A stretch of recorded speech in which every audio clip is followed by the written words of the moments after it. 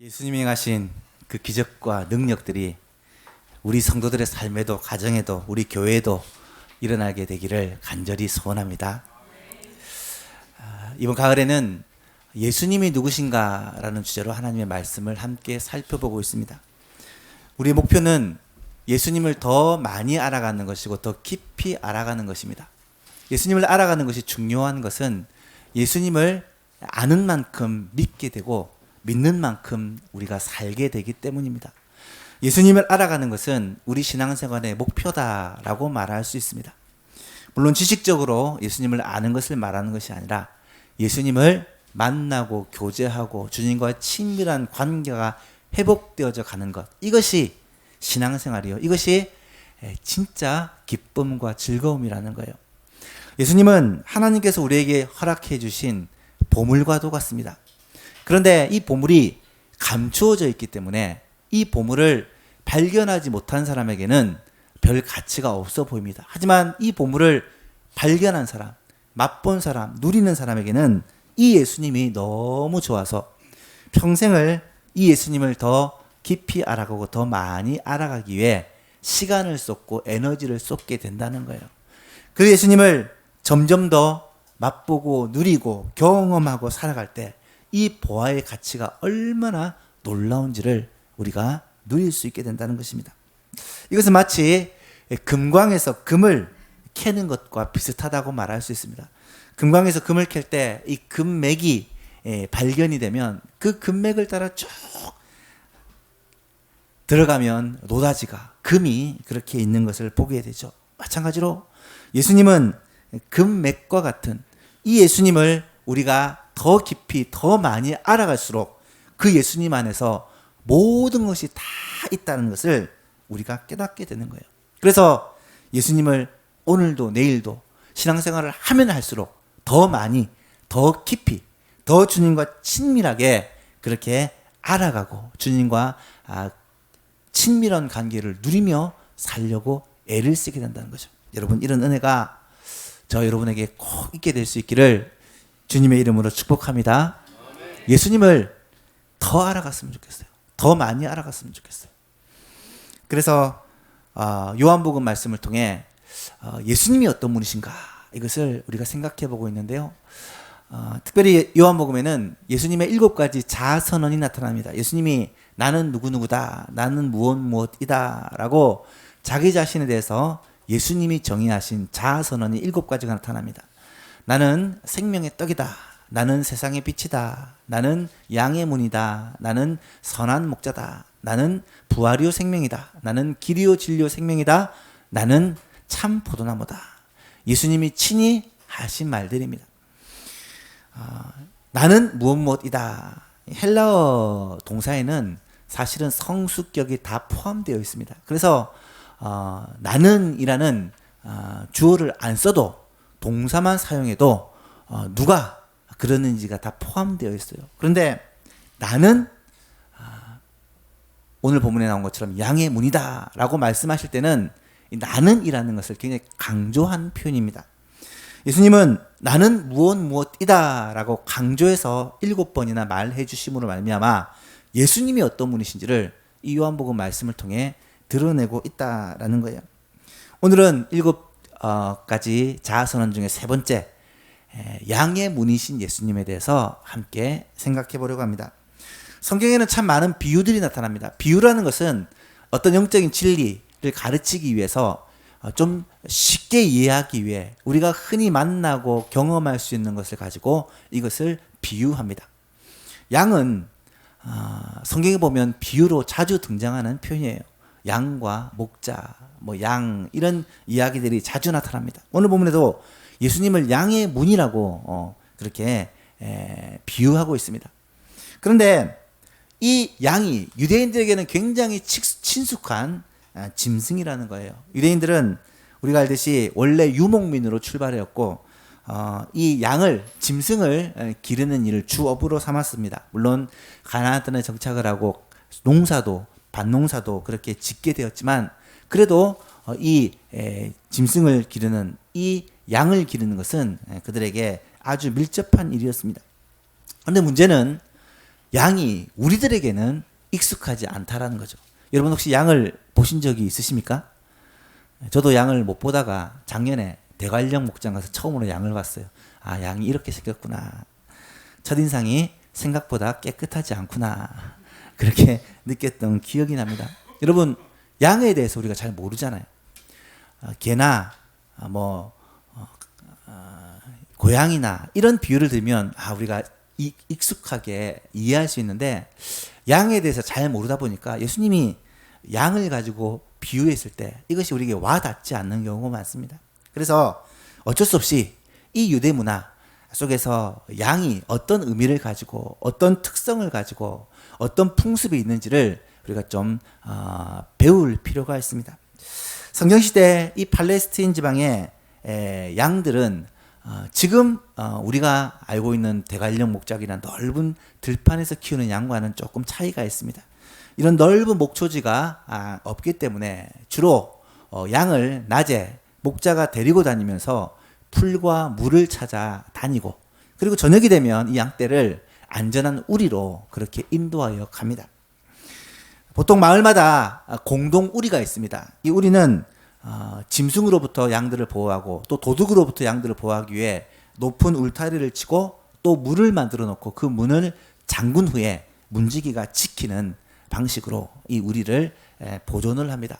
그리고 아침이 되면 목자들이 와서 이 문을 열고 자기 양들을 데리고 또 나가는 거죠. 마을뿐만 아니라 들판에도 이런 우리들이 곳곳에 있다고 합니다. 그래서 이런 우리들은 집에서 멀리 떠나서 양들을 먹이다가 집으로 돌아가지 못한 목자들이 이런 들에 있는 우리의 양을 드리고 그곳에서 밤을 보내곤 한다라고 합니다. 여러분, 목자가 자기 양들을 찾을 때 많은 양들 가운데 어떻게 자기 양들을 찾을까요? 양들에게 이름표가 붙어 있는 것도 아니고 양의 모양이 비슷비슷하기 때문에 자기 양을 구별하는 것이 쉽지 않을 것입니다. 그런데 양에게는 놀라운 특징이 있는데, 양은 시력이 좋지 못해 앞을 잘 보지 못하는 반면 청력이 아주 뛰어나서 소리를 잘 듣는다고 합니다. 특별히 자기 목자가 부르는 음성은 양이 정확하게 알아보고 목자는 따르게 되어 있다는 거예요. 그래서 목자들은 자기 양을 불러 모으고 그 양들은 목자를 따라 그렇게 풀을 뜯으러 가게 된다는 것이죠. 오늘 본문에 보니까 목자가 있고 도둑이나 도둑이 나타나고 있습니다.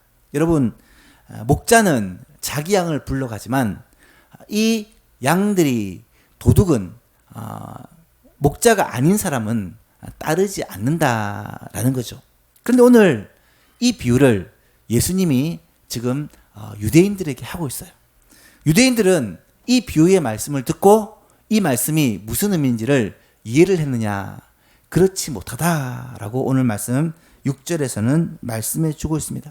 예수님께서 비유로 그들에게 말씀하시고 내가 양의 문이다 라고 말씀하셨을 때 이것이 무슨 뜻인가?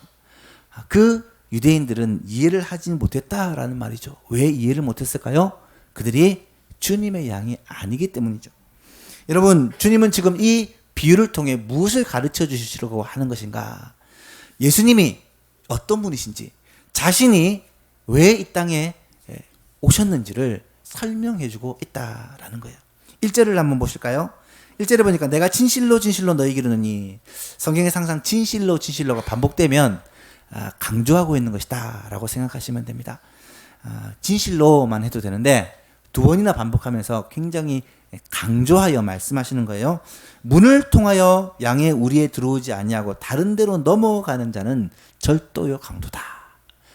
문으로 우리에 들어가지 않고 다른 곳으로 가는 사람은 절도요 강도라는 거예요. 여러분, 우리는 양우리를 말하고요, 이 양에게 있어서는 보금자리라고 말씀을 드렸습니다. 그런데 이 양우리에는 문이 하나밖에 없어요. 양우리에 문이 여러 개가 있으면 이 양을 들여보내고 출입할 수 하는데 혼란이 있기 때문에 반드시 문은 하나만 있다고 합니다. 여러분, 그 단 하나의 문, 이 문에 대해서 유대인들은 어떻게 생각했느냐? 이 양우리는 이스라엘 백성들의 공동체다. 하나님의 백성, 하나님이 택하시고 복주신 하나님의 백성이다. 그리고 이 양우리에 들어가는 문은 무엇이냐? 이스라엘 민족에게서 태어나는 혈통을 통해 이 문으로 들어간다라고 생각을 했습니다. 다시 말하면 이스라엘 백성으로 태어나면 이 하나님의 백성이라는 이 공동체 안에 들어가고, 이스라엘 백성으로 태어나지 않는 사람은 이 공동체 안에 들어갈 수가 없다라는 거죠. 그런데 오늘 본문에 보십시오. 예수님은 무엇이라고 말씀하십니까? 그들을 향해 7절에 그러므로 예수께서 다시 이르시되 내가 진실로 진실로 너희에게, 다시 한번 진실로 진실로가 반복되죠. 나는 양의 문이라. 예수님이 양의 문이라는 거예요. 그들이 생각할 때 이 양우리에 들어갈 수 있는 것은 이스라엘 자손으로 태어나는 것이 이 양우리에 들어갈 수 있는 조건이요, 그렇게 태어나야 선택받은 선민이라고 생각을 했는데, 예수님은 말씀하시기를 예수님이 이 양우리에 들어가는 문이다라는 거예요. 이 말은 예수님을 통해서만 이 양우리 안으로 들어갈 수 있다라는 말씀입니다. 예수님을 통해서만 하나님의 백성이 된다는 거예요. 만약에 이 예수님을 통하지 않고 양우리에 들어가는 것은 절도며 강도라는 말씀입니다. 이 말씀이 우리에게는 충격적으로 다가오지는 않을 거예요. 하지만 이 말씀이 적어도 이 말씀을 듣고 있는 유대인들, 유대 지도자들에게는 충격적으로 들렸다는 것입니다. 여러분, 예수님은 요한복음 전체를 통해서 지금 이 말씀을 거듭거듭 반복하고 있습니다. 우리가 지난주에 살펴봤던 생명의 떡이신 예수님, 예수님은 나는 생명의 떡이니 나를 먹는 자는 영생을 얻는다. 예수님을 먹어야 참된 생명을 얻는다라는 말씀입니다. 여러분, 이 말은 예수님을 먹지 않으면, 예수님을 믿지 않으면 영생을 못 얻는다는 말입니다. 지난 시간에 우리가 살펴보았던 세상의 빛이신 예수님, 예수님을 따르는 자는 어두운 가운데 다니지 않느냐고 빛 가운데 다닌다. 예수님을 따르지 않는 자는 다시 말하면 어둠 속에 다닐 수밖에 없다. 빛을 얻지 못한다. 생명의 빛을 얻지 못한다 라는 말씀입니다. 오늘 본문에서는 다시 한번, 그리고 더 강조하여 예수님 문을 통하지 아니하고 들어오는 것은 하나님의 백성이 아니다라고 말씀하고 있는 거예요. 9절에 보니까 예수님이 말씀하시기를 내가 문이니 누구든지 나로 말미암아 들어가면 구원을 받고 또는 들어가며 나오며 꼴을 얻을 것이다. 문 대신 예수님을 통해 들어가면 구원을 받고 들어가며 나오며 꼴을 얻는다라고 말씀을 합니다. 여러분, 이 말씀은 과연 어떤 의미일까? 예수님이 양의 문이라는 사실은 우리에게 어떤 메시지를 전해주는 것일까요? 첫 번째로 이 말은 예수님이 구원에 이르는 유일한 통로다라는 말씀입니다. 제가 말씀드렸듯이 요한복음의 주제예요. 예수님을 통해 구원을 얻는다, 영생을 얻는다는 것이 요한복음 전체의 주제입니다. 또 우리가 살펴보겠지만 요한복음 14장 6절 말씀에 내가 곧 길이요 진리요 생명이니 나로 말미암지 않고는 아버지께로 올 자가 없느니라. 예수님은 아주 분명하게 예수님 통하지 않고는 너희들이 하나님께로 올 수 없다. 구원 못 받는다. 영생 얻을 수 없다라고 말씀하는 거예요. 사도 베드로도 예수님을 전하면서 뭐라고 설교를 하느냐. 사도행전 4장 12절 말씀에 다른 이로서는 구원을 받을 수 없나니 천하 사람 중에 구원을 받을 만한 다른 이름을 우리에게 주신 적이 없음이니라. 여러분, 예수 그리스도 외에는 구원을 받을 만한 이름이 전혀 없다는 사실을 믿으시기 바랍니다. 예수님 외에는 생명의 길이 없어요. 예수님 외에는 구원의 길이 없습니다. 너무 당연하지만 그 당연한 사실을 희미하게 만드는 사람들이 오늘날 많이 일어나고 있다는 거예요. 여러분, 기독교를 향해서 독선적인 종교다, 배타적인 종교다라고 말하는 사람들이 많습니다. 왜 그러냐? 기독교는 예수님 외에는 구원의 길이 없다라고 주장한다는 거예요. 다른 종교도 있고 선하게 착하게 사는 사람도 많은데 왜 예수님만이 구원의 길이라고 그렇게 배타적으로 독선적으로 얘기하느냐라는 거예요.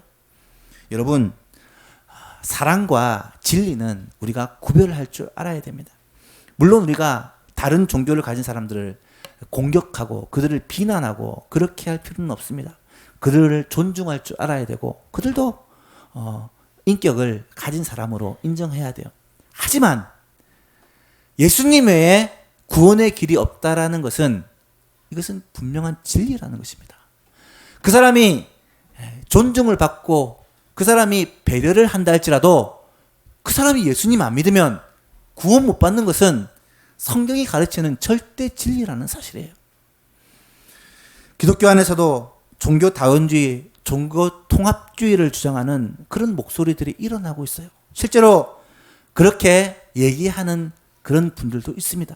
여러분, 성경을 보시면 예수님은 절대 그렇게 말하고 있지 않습니다.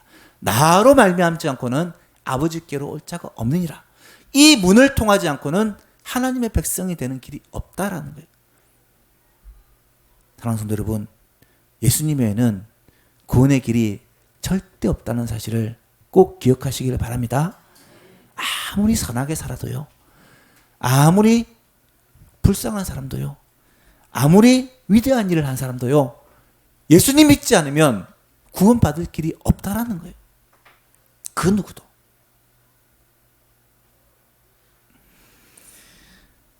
두 번째로 오늘 본문은 우리에게 무엇을 말해줍니까? 이 구원의 문, 예수님은 누구에게나 열려있다는 거예요. 누구에게나 열려있다는 거예요. 9절 말씀을 다시 보십시오. 내가 문이니 누구든지 나로 말미암아 들어가면 구원을 받고, 누구든지 나로 말미암아 들어가면, 예수님으로 말미암아 들어가면 구원을 받는다는 거예요. 예수님이 유일한 구원의 문인데 누구나 들어갈 수 있는 문이라는 사실입니다. 예수님은 유대인만을 부른 것이 아닙니다. 모든 인류를 다 불렀어요. 예수 믿지 못할 사람은 아무도 없습니다. 예수 믿을 자격이 없는 사람은 아무도 없습니다.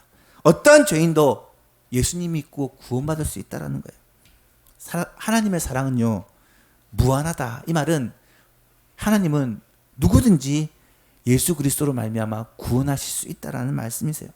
이 문은 지금도 우리에게 열려 있습니다. 우리도 예수님 믿으면 구원을 받습니다. 문제는 이 기회가 항상 있는 것이냐? 그렇지 않다는 거예요. 언젠가 이 문이 닫혀지는 날이 온다라는 거예요. 혼인잔치에 문이 닫혀지는 시간이 온다라는 거예요. 그 시간이 생각보다 많이 남지 않았다는 사실입니다. 여러분, 지금은 은혜 받을 만할 때요. 지금은 구원의 날입니다. 하지만 이 은혜의 날, 구원의 날이 그렇게 오래 가지 않을 수 있다는 거예요. 성경을 보십시오. 요한계시록을 보면 7 나팔, 7 인, 7 나팔, 7 재앙의 7 대접의 재앙이 나타납니다. 7 인과 7 나팔을 보시면 회개하고 주께로 돌아오는 사람들이 있습니다.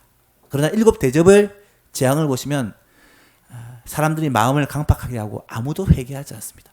이 말은 회개하고 돌아올 기회가 닫혔다라는 거예요. 여러분, 하나님의 진노가 쏟아질 때가 되면요, 그때 방주의 문을 두드려도 소용이 없다는 거예요. 방주의 문이 닫히고 나면 더 이상 들어갈 수 없다는 거예요. 예수님을 믿고 구원받을 수 있는 기회는 바로 지금인데 이 기회가 영원하지 않다는 사실을 기억해야 할 것입니다. 지금 세상을 보십시오. 점점 이 전도의 문이 막혀가고 있습니다. 선교의 문이 막혀가고 있습니다.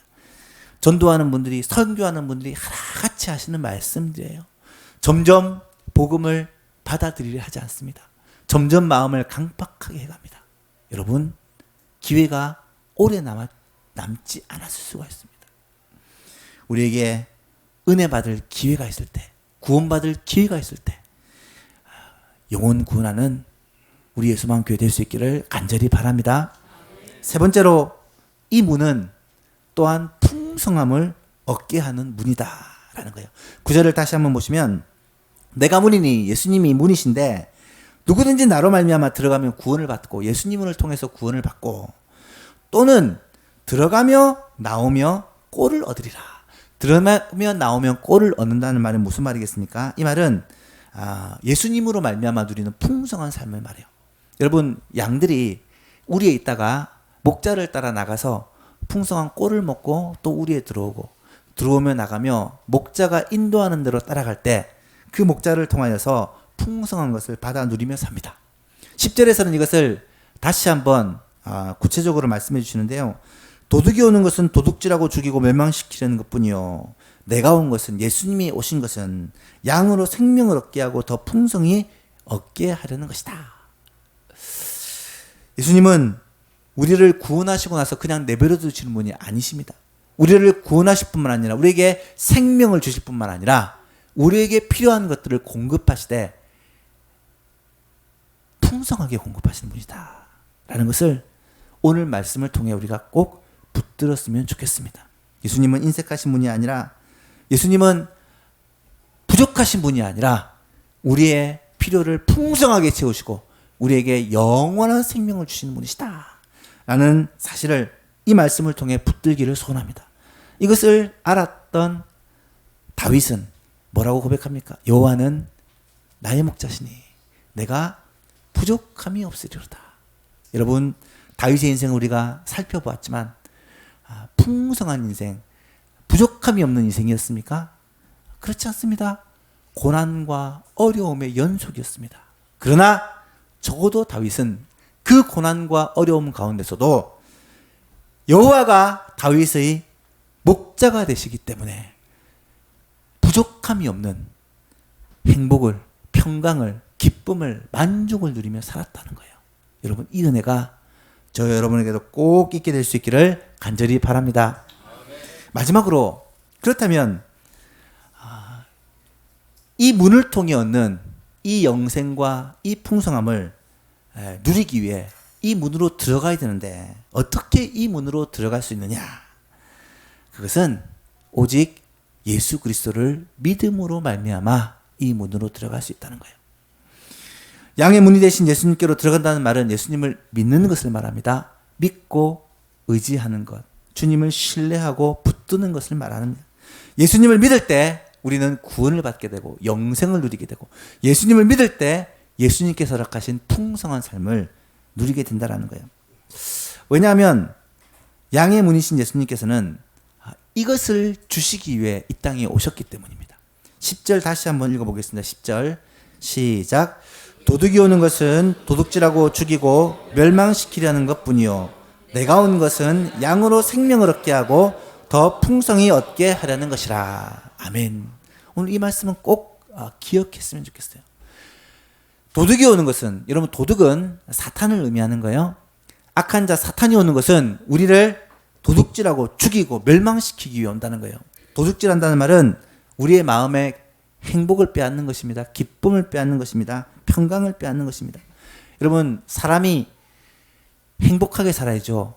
기쁘고 평안하게 살아야죠. 그렇게 살지 못하는 이유가 무엇인가? 성경은 죄 때문이라고 말해요. 사단이 우리를 죄 가운데 빠지게 함으로 말미암아 죄 때문에 불행이 오게 하고, 죄 때문에 평안함을 빼앗기고, 죄 때문에 기쁨을 빼앗기고 원망과 불평과 분노 가운데 살아가게 된다라는 사실입니다. 죄로 말미암아 이런 비참한 삶을 살게 하는 게 사단이 하는 일이에요. 뿐만 아니라 사단은 우리를 죽입니다. 죄의 싹은 사망입니다. 죄의 결과는 죽음입니다. 죄 지으면 결국 죽을 수밖에 없다라는 거예요. 지금도 죄 때문에 불행한 삶을 살다가 결국 죄 때문에 비참한 죽음을 죽게 되고, 그것뿐만 아니라 영원한 멸망을 받게 된다는 거예요.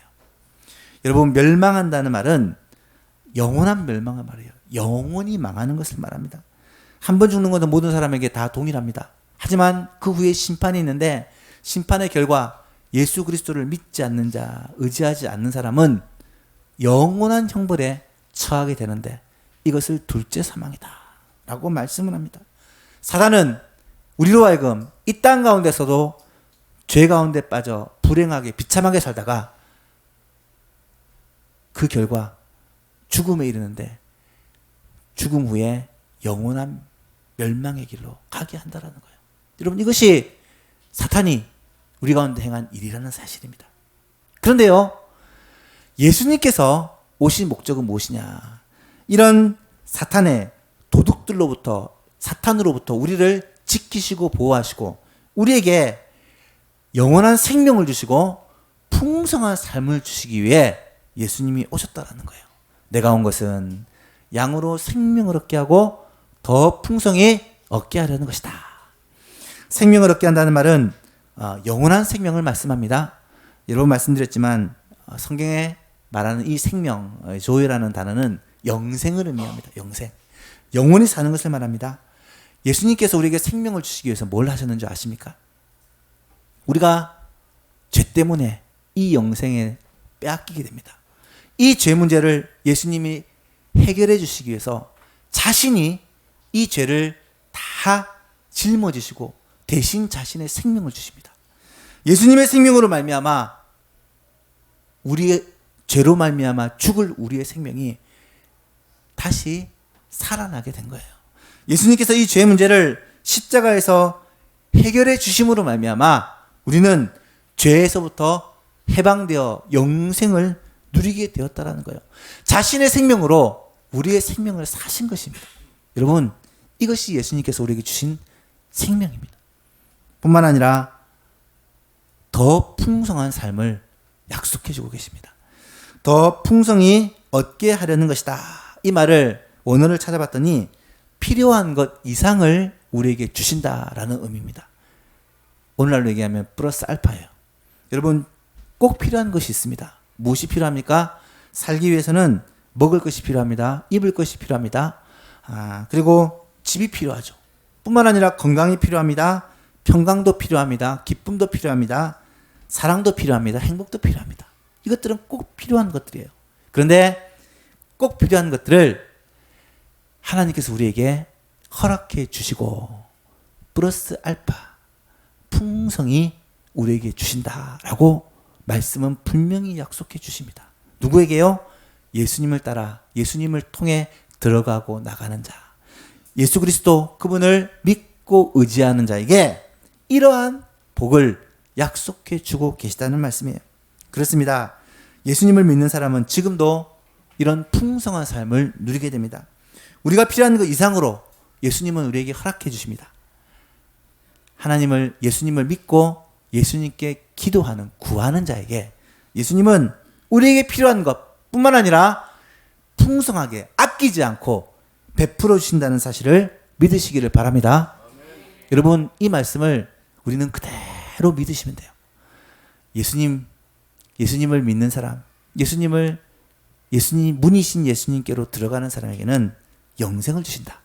그리고 예수님을 믿고 의지하는 자에게는 풍성한 삶을, 더 풍성한 삶을 베풀어 주신다.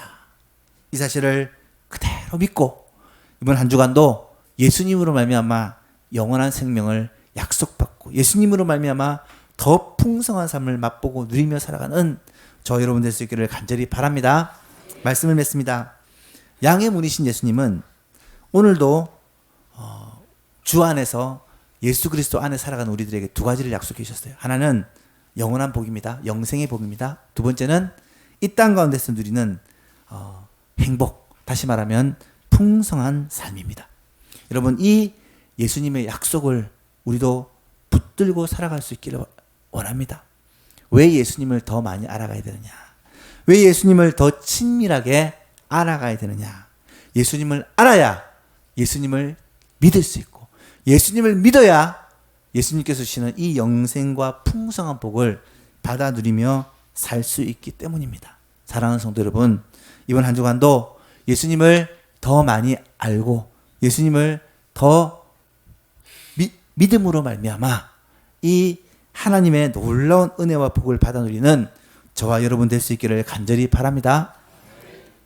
한 가지만 더 말씀을 드리면요, 이 은혜와 복은 영원히 기회가 있는 것이 아니라고 말씀을 드렸습니다. 이 문이 닫힐 날이 온다는 거예요. 아직까지 사랑하는 가족들, 친구들, 이웃들 가운데 예수님을 알지 못하여 예수님이 주신 풍성한 삶을 맛보고 누리지 못하고 영원한 생명을 약속받지 못한 비참한 사람들이 우리 주위에 있다라는 거예요. 그들이 생명을 얻고 그들이 구원을 받을 수 있는 기회가 그리 많이 남지 않았다는 사실입니다. 사랑하는 성도 여러분, 우리에게 이 은혜를 베풀어 주신 것을, 우리를 먼저 불러 예수님을 알아가게 하신 것은 그들을 예수님께로 인도하여 함께 이 복을 누리게 하시기 위함이라는 사실을 깨달으시기를 간절히 소원합니다. 우리 예수만교회 모든 성도님들은 이번 가을에 영혼 추수의 기쁨을 맛보고 누리는 성도님 되었으면 좋겠어요. 11월 17일에는 추수감사주일이 있습니다. 이 추수감사주일은 1년 동안 우리의 삶을 돌아보며 하나님 앞에 감사하는 주일인데, 우리가 특별히 한 영혼을 주님 앞으로 데리고 와서 주님께 영혼을 추수하는 이 감사를 드렸으면 좋겠다라는 그런 간절한 바람이 있습니다.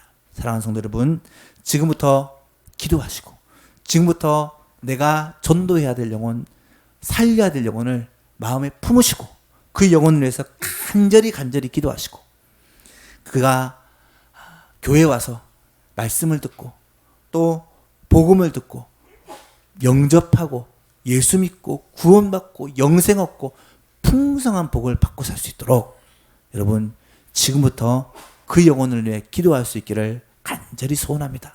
그래서 나를 통해 영혼이 주님 앞으로 돌아오고, 우리 예수만 교회를 통해 많은 영혼들이 주님께로 돌아와서 하나님께서 기뻐하시는, 하나님의 마음을 기쁘시게 하는 우리 모든 성도들과 우리 예수만 교회가 될 수 있기를 주 예수 그리스도의 이름으로 간절히 소원합니다.